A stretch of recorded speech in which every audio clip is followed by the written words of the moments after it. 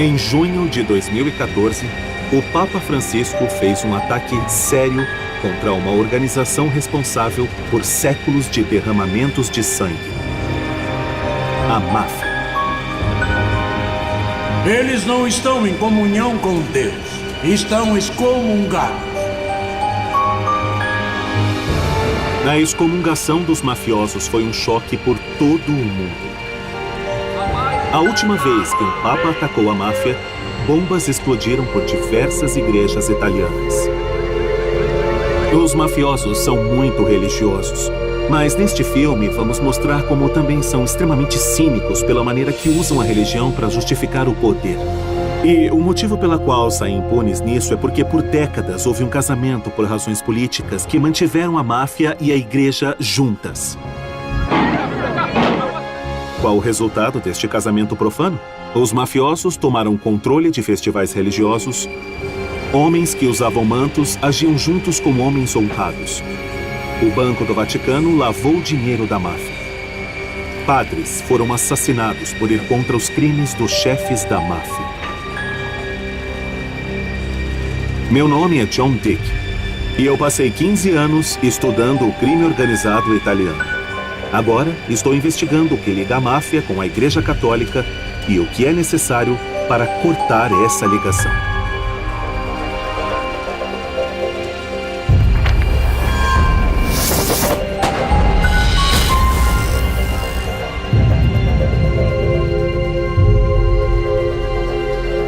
Minha jornada até a conexão principal entre o Papa e a máfia começa no sul da Itália. De Nápoles a Sicília, o crime organizado aqui sempre foi um problema. Calábria, a região no dedão da bota da Itália, é o lar da mais perigosa máfia dos dias de hoje: os 'Ndrangheta. Desde o começo dos anos 90, os 'Ndrangheta superaram a Cosa Nostra, na Sicília, como o maior importador de cocaína da Europa. A violência é a base de tudo o que os 'Ndrangheta fazem. Homens, mulheres e crianças foram mortos sem hesitação ou piedade. Foi aqui, na Calábria, que o Papa Francisco lançou sua ira. Os 'Ndrangheta não são nada além do que uma adoração ao mal, além de uma afronta ao bem comum.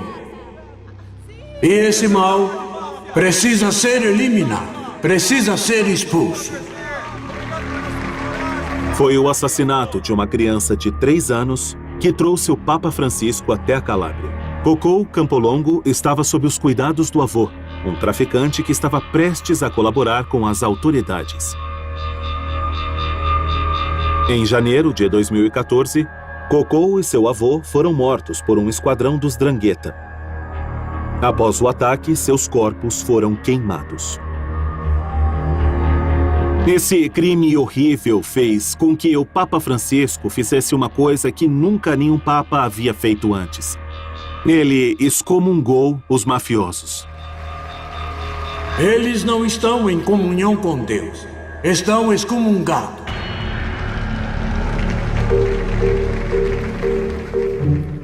Excomungação é uma ferramenta antiga que o Papa e seus bispos usam para censurar quem cometeu crimes graves contra a fé ou a vida. Tentar matar o Papa ou quebrar o segredo da confissão pode te excomungar. Martin Luther e Galileu foram excomungados por heresia. Recentemente, médicos que praticam o aborto receberam a mesma punição. Os inimigos políticos do papado também foram alvos. Napoleão e os comunistas, por exemplo. E até mesmo toda a Veneza na Idade Média. Quando você é excomungado, você não pode mais receber a hóstia nem os laços sagrados do casamento, além de ter um enterro pela igreja negado. Você está a caminho do inferno. E a única maneira de evitar a danação é se arrepender e conseguir a absolvição de um bispo.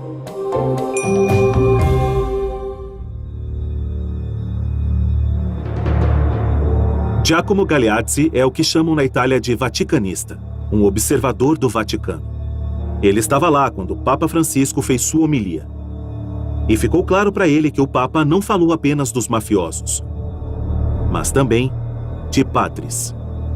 Eu percebi que os padres presentes ficaram confusos, porque eu acho que estavam com medo que, de alguma forma, isso iria dividir sua comunidade. De agora em diante, nenhum padre, nenhum bispo poderia dizer "eu não sabia". O clero não vai mais poder estar no limite em que se pode desviar o olhar e ignorar de onde é que vem o dinheiro da cesta. E isso aconteceu em diversos pontos sul pelo mundo, não apenas no sul da Itália, mas na América do Sul e o tráfico de drogas, por exemplo.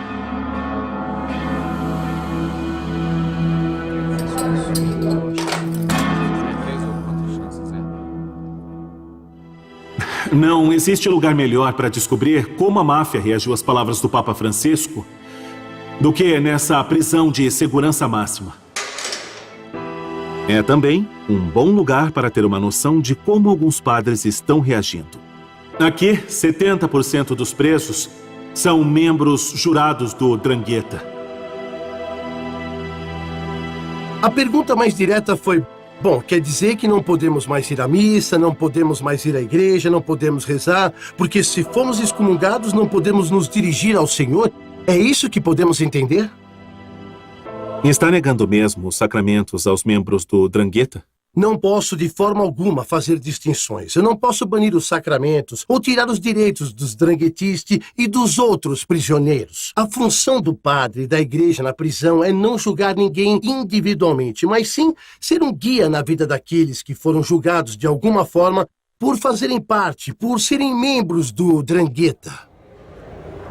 Este capelão está em uma posição delicada, pego entre o dever de obedecer o Papa e o medo de encarar as consequências se declarando contra os 'Ndrangheta. Mas o que eu percebi falando com ele foi que ele deixou completamente de lado a excomungação. O Papa Francisco enfrenta um desafio enorme. Apenas no ano em que foi eleito, um padre já foi preso por cumplicidade com os 'Ndrangheta. E outro testemunhou em corte a favor de 3 mafiosos.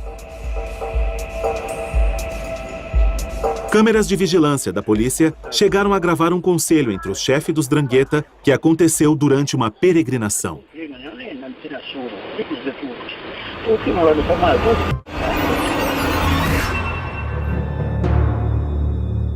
Homens representando chefes de todo o mundo foram ao santuário em Pose para cumprimentar o chefe local e beijar seu anel.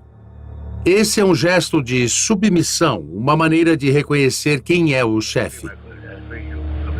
Levou 1 século e meio para que um papa excomungasse a máfia. Depois de muito tempo, durante uma visita do Papa Francisco, bispos de Calábria entregaram um documento denunciando os 'Ndrangheta, o primeiro documento com a palavra 'Ndrangheta, mas isso foi em 2015. E hoje, apesar da excomungação papal, ainda existe cumplicidade entre a igreja e a máfia? Acredito que sim.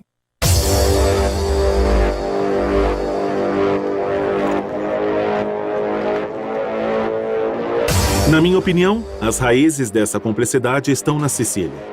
Aqui ao lado da Cosa Nostra, tradicionalmente a máfia mais poderosa da Itália. De extorsão até tráfico de heroína aos Estados Unidos, a máfia siciliana passou mais de 150 anos como líder no mercado do crime. Seu poder está principalmente em matar com impunidade. Estar aqui me faz lembrar dos crimes mais selvagens da Cosa Nostra na década de 80, onde centenas morreram numa guerra entre a máfia, deixando seus corpos queimando nas ruas, enterrados no concreto, jogados no esgoto ou decepados e espalhados.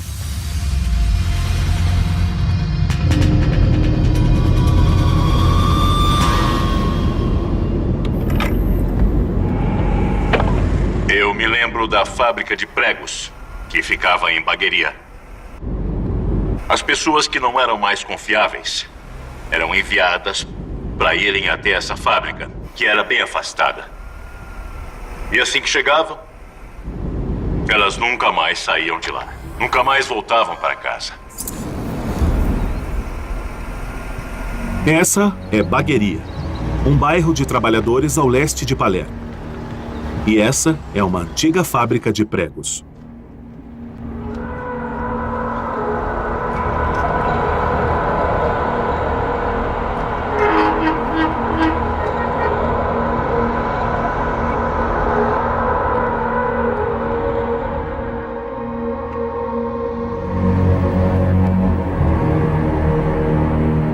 Eu já ouvi falar desse lugar, apesar de nunca ter vindo aqui. E talvez seja pelo que eu li, ou pelo cheiro de lixo queimando ali no terreno, mas eu não me sinto bem.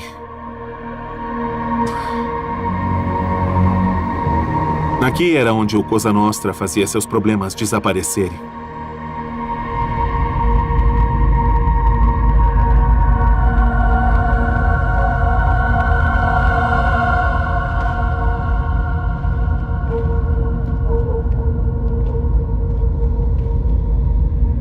Esta é uma sala de tortura.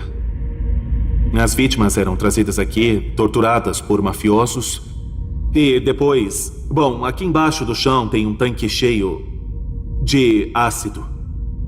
E era aqui, depois que as vítimas eram mortas, que seus corpos eram jogados para que as provas desaparecessem. Um mafioso que se entregou ao Estado usou a melhor frase para descrever aqui. Ele chamou de Cosa Nostra, o campo de extermínio.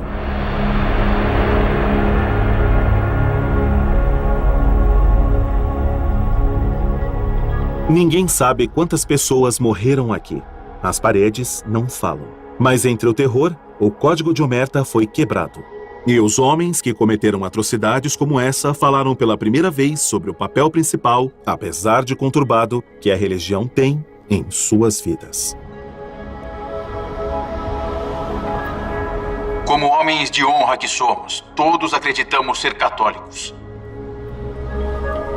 Podemos até traçar a origem da Cosa Nostra ao apóstolo Pedro. Pertenço à Cosa Nostra e sou católico.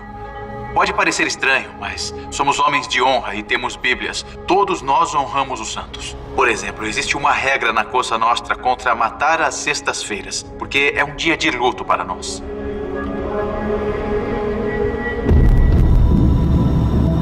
Um homem, em específico, era tão devoto à sua Bíblia como para sua arma. Ele cometeu seu primeiro assassinato em 1983, quando tinha apenas 24 anos. Quando ele foi preso, apenas alguns quilômetros daqui, ele virou uma das pessoas mais ricas e mais poderosas da Cosa Nostra. Essa casa pertencia ao chefe da máfia, Pietro Alieri, que gastou mais da metade da sua vida fugindo da lei. E esse era um de seus vários esconderijos aqui. Bom, como vocês podem ver, ele está caindo aos pedaços, porque faz anos que ninguém entra aqui. Na verdade, ninguém nunca filmou.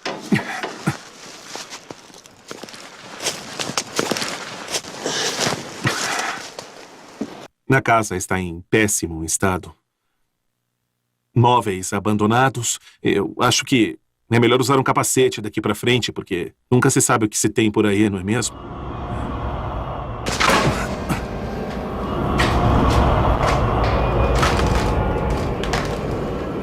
Pela bagunça e os destroços aqui, eu acredito que podemos crer que foi abandonado às pressas. Explorar essa casa é como ver a mente de Alieri.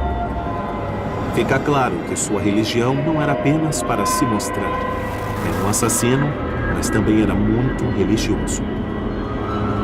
Pelo que podemos ver, tem livros aqui. Um livro de um padre, o servo da caridade. E aqui tem outro. Está dentro de uma caixa.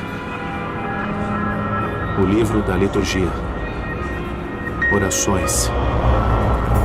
Eu acho que esse é o tipo de livro que o padre com certeza teria. Alieri foi educado em um seminário e é evidente que para ele, uma vida fugindo não significava uma vida sem fé. Isso é interessante. São dois Cristos idênticos e também um rosário. É mesmo estranho pensar que esse cara era um mercenário da morte e vivia assim, cercado por essas imagens que eram religiosas. E, inclusive, quando ele foi preso, a polícia o encontrou em um esconderijo que era uma capela completa. com 4 padres que estavam lá para rezar uma missa. Um desses padres foi preso.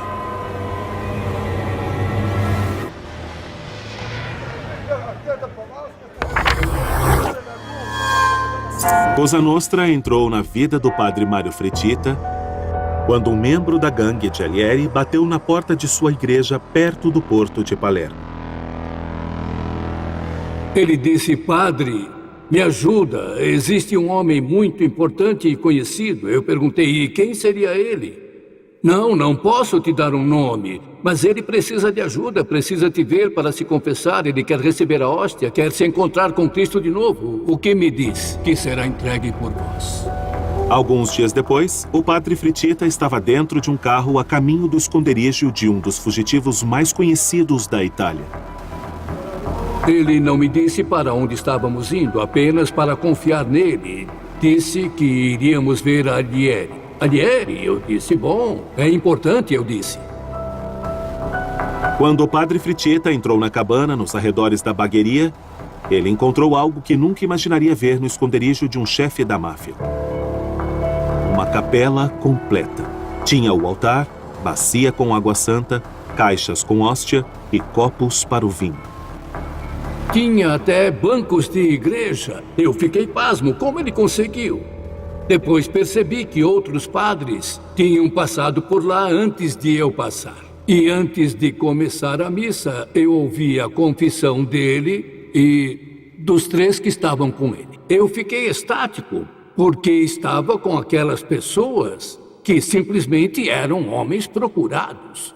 Mas assumi o aspecto espiritual e gostei daquilo, pois, apesar de tudo, foi uma experiência muito intensa, porque eu conseguia ver a experiência que era para ele. Imaginem, eles ficaram ajoelhados durante todo o tempo. Alieri frequenta a missa da cadeia. Ele foi preso em 1997 e sentenciado à prisão perpétua.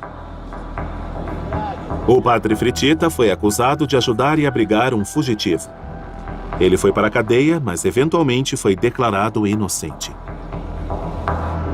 Por que eu devia me sentir culpado por ver alguém? Eu tive uma chance e eu a abracei. Eu não tenho negócios com a máfia, até digo que isso não me interessa. Eu lido com pecados, então eu sou contra a máfia, do mesmo jeito que sou contra o aborto, contra o divórcio e contra qualquer outro pecado. Mas não sou contra o pecador, isso de jeito nenhum. Eu vou até eles e os transformo em amigos, eu os trato como irmãos, eu tenho que ajudá-los. Essa é a questão. É difícil negar que padres como o padre Fritita estão fazendo a coisa certa de acordo com a doutrina católica, cuidando dos pecadores e tentando levá-los ao caminho certo. Mas quando se trata da máfia, essa visão entra em um conflito direto da igreja e sua responsabilidade com a sociedade. Quando Pietro Aglieri foi preso, ele virou um estudante de teologia e decidiu que nunca iria cooperar com as autoridades, permitindo que seus cúmplices pudessem continuar matando e traficando drogas. E o pupilo de Fritita, como era chamado, seguiu seus ensinamentos. O que importa não é se arrepender aos olhos do homem, mas aos olhos de Deus. Senhor Scapinato, em sua carreira, o senhor questionou muitos mafiosos de diversos tipos e posições. Qual sua opinião sobre a religiosidade deles? Para os mafiosos, a irmandade e a família são muito mais importantes do que a sociedade. Um mafioso vai pegar certos aspectos da cultura católica, como a noção do arrependimento moral, sexual, valores familiares, e colocá-los com Deus e a religião à sua maneira.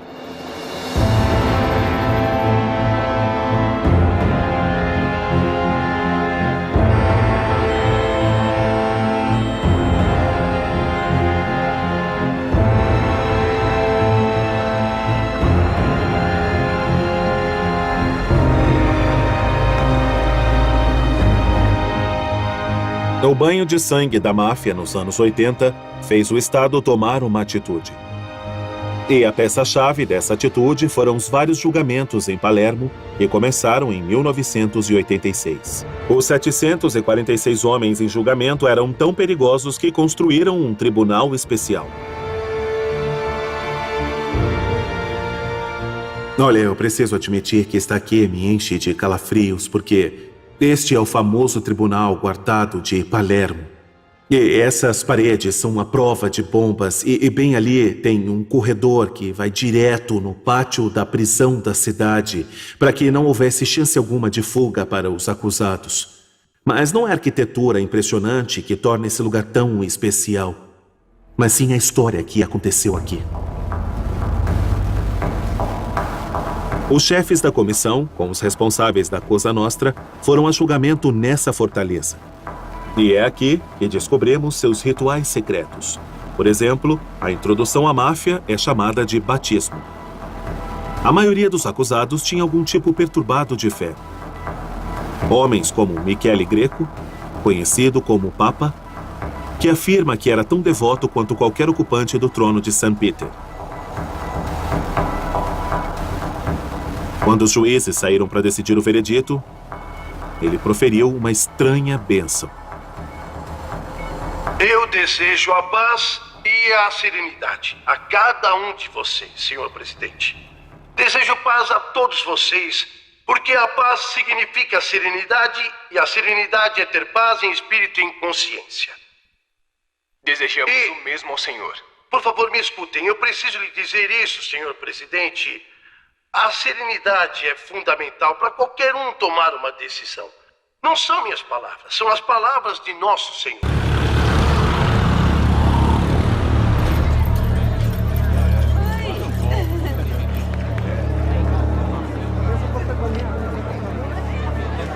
O Papa Francisco terá dificuldade em convencer os mafiosos que a versão de fé deles não dá entrada ao paraíso. Porque para a máfia, religião é mais do que apenas orações, altares e rituais.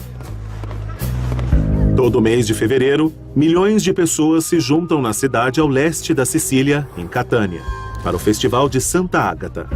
O festival traz fogos de artifício e a tradicional carne de cavalo para comer. Alguns adoradores mostram sua devoção carregando velas enormes.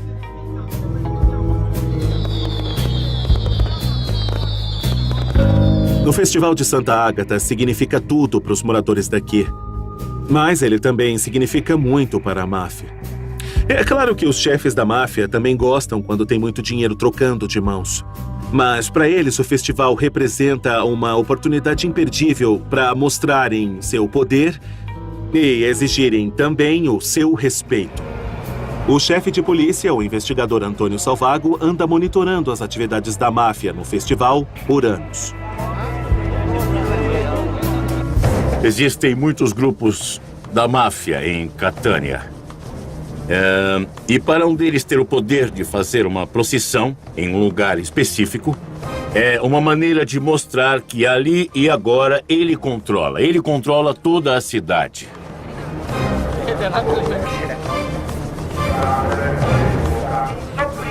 A figura de um líder na máfia Catânia conseguiu levar um dos enormes candelabros da procissão para o subúrbio da cidade, bem longe de seu trajeto normal.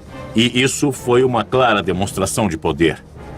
Isso foi para demonstrar o domínio da gangue Santa Paola Ercolano em uma parte da cidade que era dominada especificamente por uma gangue que era rival.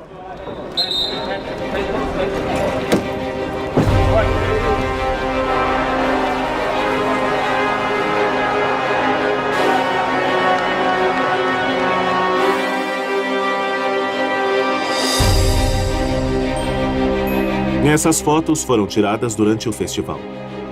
Aqui, a polícia identificou 2 mafiosos carregando objetos sagrados. E nessa daqui, inclusive um dos mafiosos conseguiu subir na carruagem no lugar que geralmente é ocupado pelo padre.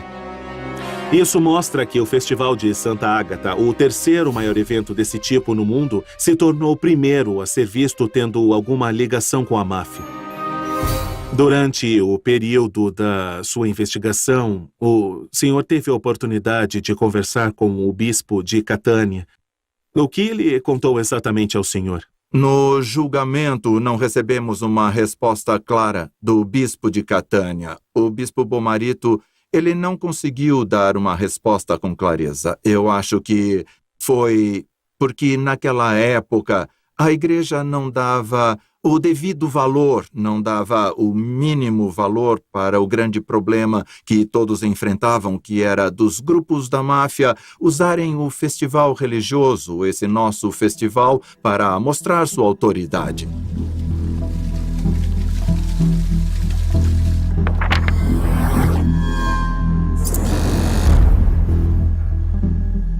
Michele Penici é o bispo de Monreale, a maior e mais rica diocese da Sicília.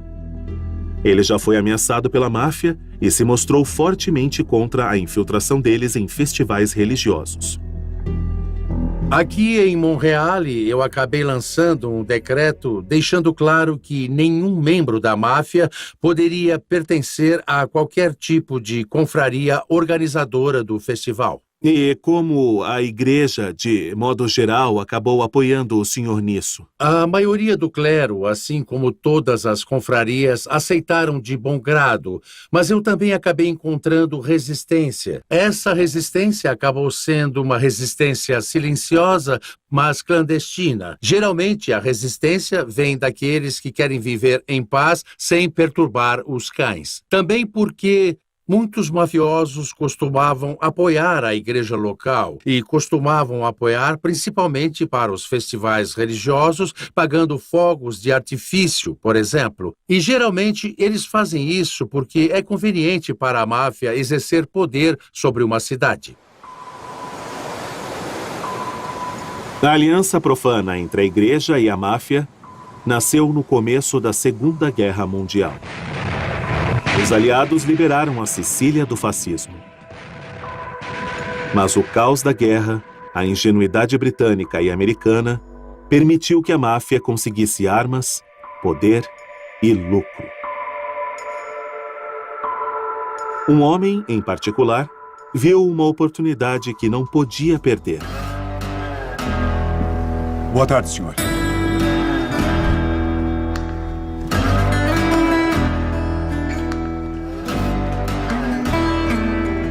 Michele Navarra foi um chefe da máfia e também um médico militar. Ele se dava tão bem com os aliados que acabaram fazendo um acordo exclusivo com ele para usarem antigos veículos militares e começar uma empresa de ônibus. Hoje em dia, essa empresa ainda é a maior em toda a Sicília. Na verdade, é que roda entre Palermo e a cidade natural do Dr. Navarra, Corleone.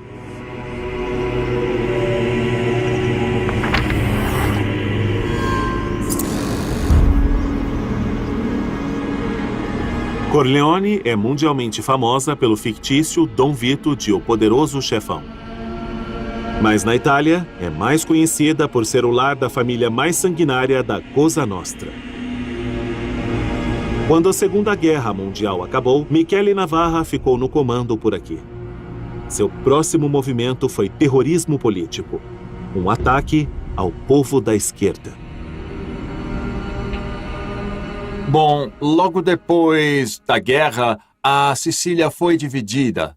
Tinha uma revolução por milhares de pessoas pobres do país que sempre sonharam em ter um pedaço de terra. E, por um outro lado, tinham grandes donos de terra com medo de perder os seus antigos privilégios feudais. Os donos de terra falaram com os mafiosos que conseguiram ajuda do Estado para que se mantivessem no poder. Sendo assim, Michele Navarra até então era o chefe da máfia em Corleone. Era com ele que os donos de terras pediam ajuda para impedir o movimento dos trabalhadores por qualquer meio necessário. A eleição de 1948 ofereceu a Michele Navarra uma chance de conseguir aliados políticos. Foi a primeira votação na Itália desde o começo da Guerra Fria. Os eleitores tinham que escolher entre comunistas e socialistas de um lado e, do outro lado, cristãos democratas que apoiavam a igreja.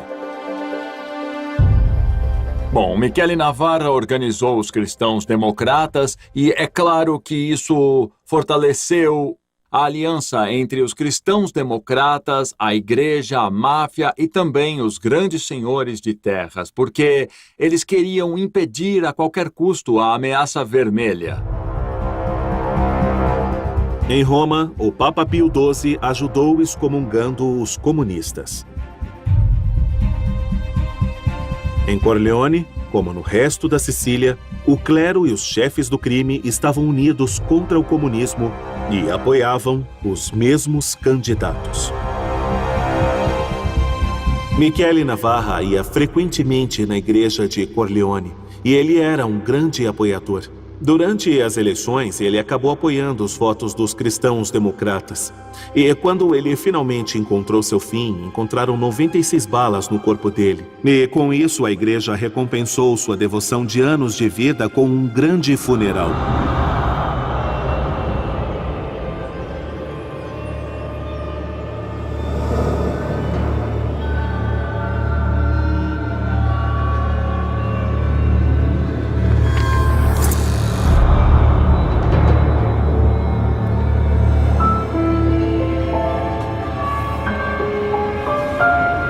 A igreja e a máfia da Sicília foram parceiros por toda a era da Guerra Fria. Seu relacionamento sobreviveu aos piores surtos de violência da máfia. Em 1963, um carro-bomba da máfia matou 7 soldados nas proximidades de Palermo. O Vaticano exigiu que o cardeal de Palermo agisse, mas o cardeal Ruffini recusou. Ele descreveu os mafiosos como trapaceiros comuns e irritado que nenhum deles ia à igreja. Ele também disse, por vários anos que sou ministro e nunca vi um deles ser capaz de ter qualquer relação com o clero e os criminosos. Ele errou.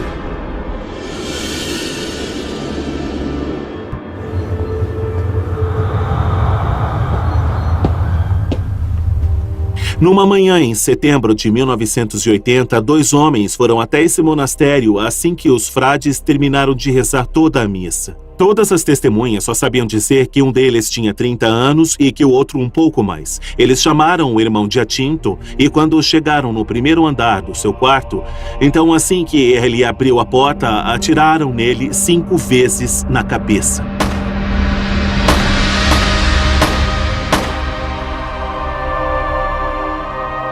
Esse, com certeza, foi o assassinato que abriu uma porta para um padrão sinistro ligando a máfia, a política e também a igreja.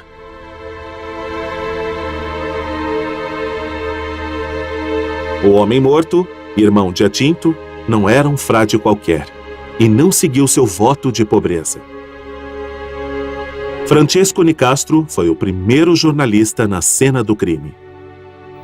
Ele tinha um estilo de vida de uma pessoa rica, não como o de seus outros irmãos frades. Ele tinha roupas que eram costuradas sob medida, tinha perfumes franceses, garrafas de uísque, uma pistola e também 4 milhões de liras em dinheiro, o que era considerado muito dinheiro para aquela época. O irmão Giacinto tinha uma série de contatos com políticos, com gente da sociedade, mas, acima de tudo, ele tinha contato com pessoas da máfia.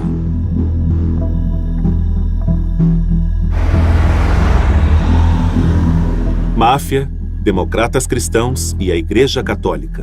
Uma trindade profana que governou a Sicília por 4 décadas. Assim como Vito Ciantimino, o primeiro político enviado à prisão por cooperar com a máfia. Por décadas, ele foi a conexão da cidade entre o governo, a indústria da construção e Cosa Nostra. Em 2009, Massimo, o filho de Vito Ciantimino, decidiu colaborar com as autoridades. Então, ele explicou às autoridades o que ele via e ouvia quando ia aos encontros com seu pai. Como eu disse, eu já havia ido com meu pai até a casa de Bernardo Provenzano e, pessoalmente, eu nunca vou esquecer quando chegamos na casa do bispo, perto de Palermo. Nós entramos por uma entrada por trás da casa e lá encontramos com o senhor Provenzano e o bispo, que estavam esperando para falar com meu pai. Bernardo Provenzano só foi preso em 2006, depois do recorde de 43 anos sendo procurado. Ele foi uma grande mente política por trás da poderosa família de Corleone. Todos ali eram muito importantes, mas todos sabiam da importância individual de cada um. Dava para ver pelos cumprimentos. Eles se abraçavam, se beijavam no rosto. Como era a relação do seu pai com a igreja? Para ele, a paróquia operava de modo similar com os segmentos do Partido Democrático Cristão local. As paróquias eram financiadas. Meu pai mesmo construiu igrejas nas proximidades. Construiu campos de futebol para a igreja. Manter o controle da igreja era manter o controle de todo o seu território. A influência de Vito Ciantimino alcançou até Roma. De acordo com seu filho, o político favorito da máfia ia até lá todo mês para depositar dinheiro sujo no IOR, o Banco do Vaticano. O Banco do Vaticano simplesmente não tinha regras quanto à transparência. O banco não dava informações. Eu, pessoalmente, vi muito dinheiro circulando nos cofres e contas do Vaticano, e eram transações financeiras para pagar subornos para políticos e homens ligados ao mundo da máfia. Alguns questionaram se Máximo Ciantimino era uma testemunha confiável. Mas os promotores acharam confiável. Afinal de contas, se tratando do dinheiro da máfia, o Banco do Vaticano daria um jeito. Na verdade, foram vários escândalos referentes ao Banco do Vaticano que uma das primeiras iniciativas do Papa Francisco quando chegou na Praça St. Peter foi ordenar uma limpeza completa em suas operações. Em 2015, o Banco do Vaticano encerrou atividades com 750 clientes e estão aumentando a segurança de todo o banco.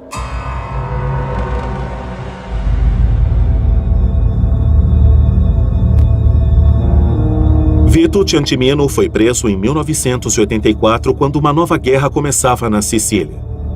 Os clãs mais poderosos da máfia decidiram tomar controle da Cosa Nostra.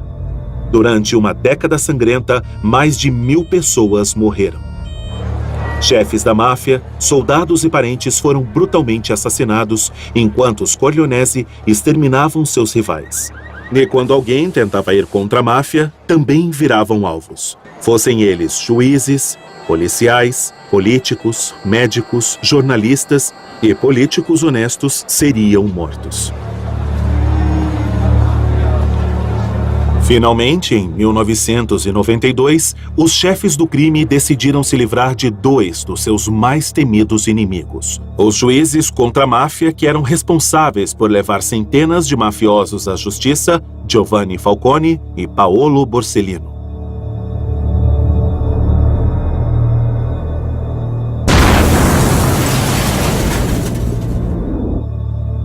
As bombas que mataram os 2 homens em um intervalo de 2 meses também mataram a esposa de Falcone e 8 guarda-costas corajosos. A Cosa Nostra nunca havia atacado o Estado com tanta brutalidade explícita. Os sicilianos se cansaram. E com o fim da Guerra Fria, a consciência da igreja começou a agir.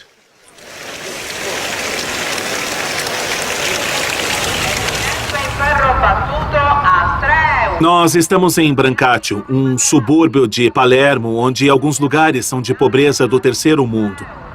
E foi aqui, depois de décadas e décadas de um silêncio conveniente da igreja, que um padre começou a falar. E por causa disso, ele fez a máfia ter medo dele. Seu nome é Padre Pino Puglisi. Vamos esperar que as coisas comecem a mudar.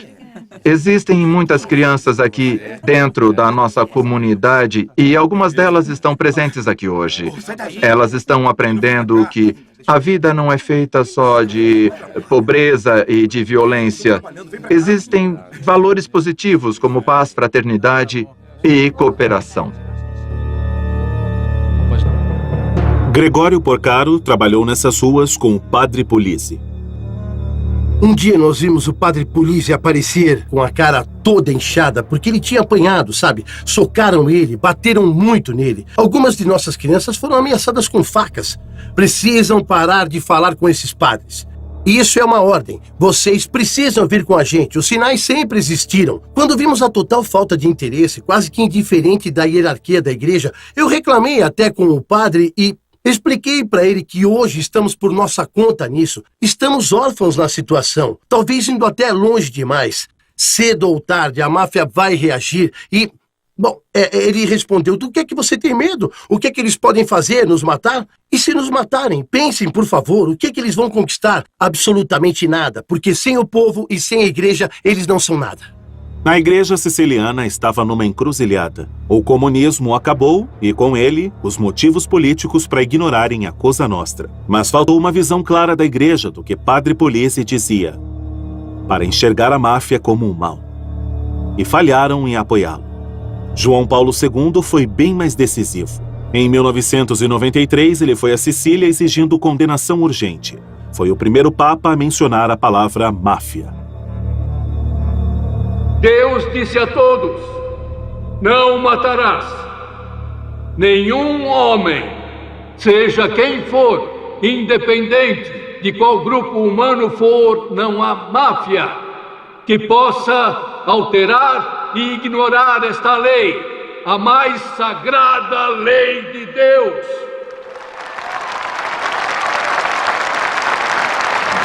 Eu digo aos responsáveis, convertam-se agora. Um dia o julgamento de Deus virá.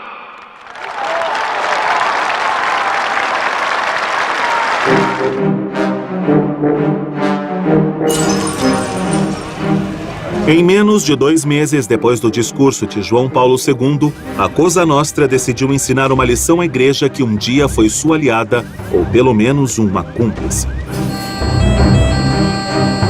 Bombas explodiram do lado de fora das 2 mais importantes igrejas de Roma. 2 meses depois, a máfia matou Dom Pino Pulici.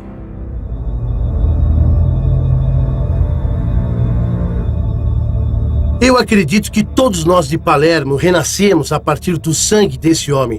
No outro dia, toda a cidade veio aqui e isso mostrou que estávamos cansados de sermos covardes. Cansados do abuso de poder, da arrogância, cansados da violência. E mostrou que a máfia realmente errou. Eles acharam que tinham silenciado eles, mas só libertaram a fúria da cidade. Palermo é nossa e não da Cosa Nostra! Palermo é nossa e não da Cosa Nostra! E não da Cosa Nostra!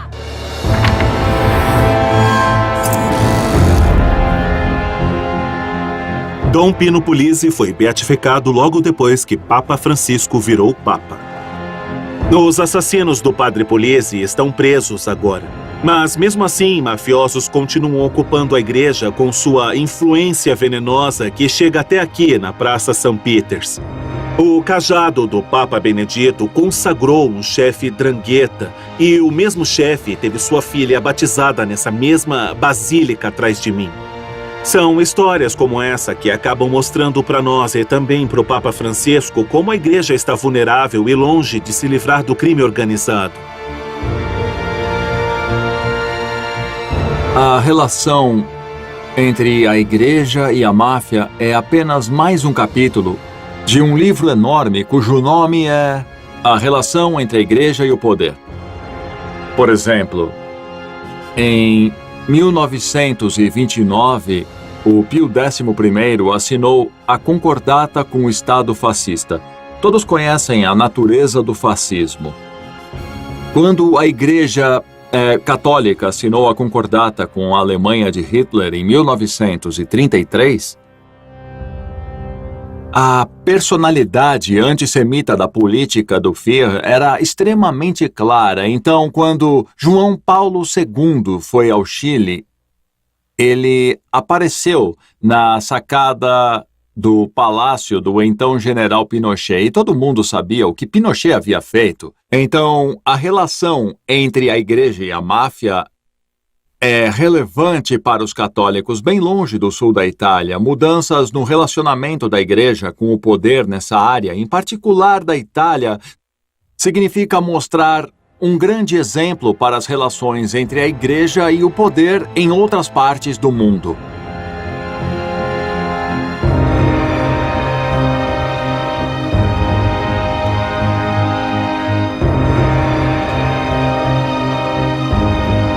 O Papa pode ter excomungado a máfia, mas já vimos muitos padres dizendo que ainda não têm certeza do que eles devem fazer a respeito.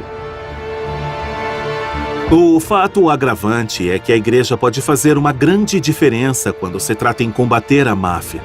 Por exemplo, em 1993, quando João Paulo II condenou a Cosa Nostra, diversos mafiosos decidiram renunciar suas vidas no crime e confessar tudo às autoridades. E, graças a esses testemunhos, promotores conseguiram atingir o coração do sistema da máfia.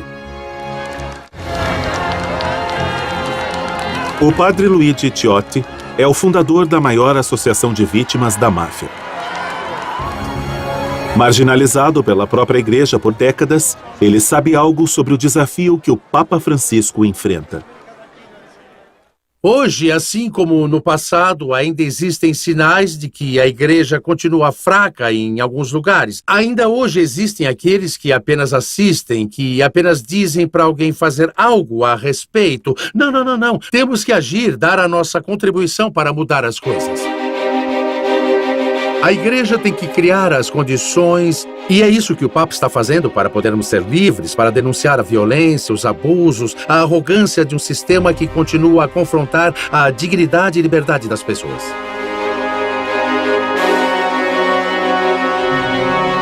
Que Deus os abençoe. O Papa Francisco vai perder ou ganhar essa batalha não em Roma, mas no sul da Itália. Aqui, a vida já é difícil para alguns padres na linha de frente encarando a máfia. E pode ficar ainda mais difícil. Essa aqui não é o tipo de subida que depois você quer descer sem os freios do carro. Mas bem aqui no topo, a Drangheta cortou os cabos do freio de uma van que estava transportando pessoas debilitadas. E só pararam mesmo quando bateram no fim da rua. Agora, por que fizeram isso? A resposta é um padre que está na linha de frente da luta contra o crime organizado. Teve um tiroteio aqui no domingo de Páscoa. E na noite antes do Natal, teve uma bomba que explodiu essa entrada e fez um buraco. Isso saiu voando e foi destruído. Tudo aqui foi destruído e isso evaporou. No primeiro domingo em Lente, eles atiraram na casa. A polícia diz que fazem isso nos dias sagrados, como uma mensagem dizendo que o padre é o alvo.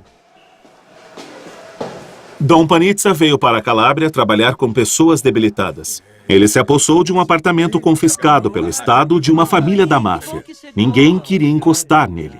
No começo, nem mesmo o chaveiro queria trocar as fechaduras. Foi quando as bombas vieram. E depois, as balas. Eu mesmo vi com meus próprios olhos como a Drangheta observava cada movimento dele. Tudo bem? Ele é um amigo. Sim, tenho medo deles. Mas quando eu vejo o modo como eles vivem, eu sempre disse a mim mesmo que teria mais medo se eu me rendesse a eles, porque veria a vida em que vivem e eu teria mais medo de viver desse jeito, claro. Eu sinto medo o dia inteiro, até mesmo quando eu durmo, afeta os meus sonhos. Isso fica na minha cabeça noite e dia. Mas a vida seria muito diferente se eu me rendesse a eles. Eu não posso fazer isso. Recentemente, atearam fogo na porta da igreja de Dom Panizza. Sua coragem é uma inspiração. São homens como ele que formam soldados de elite na batalha contra a máfia.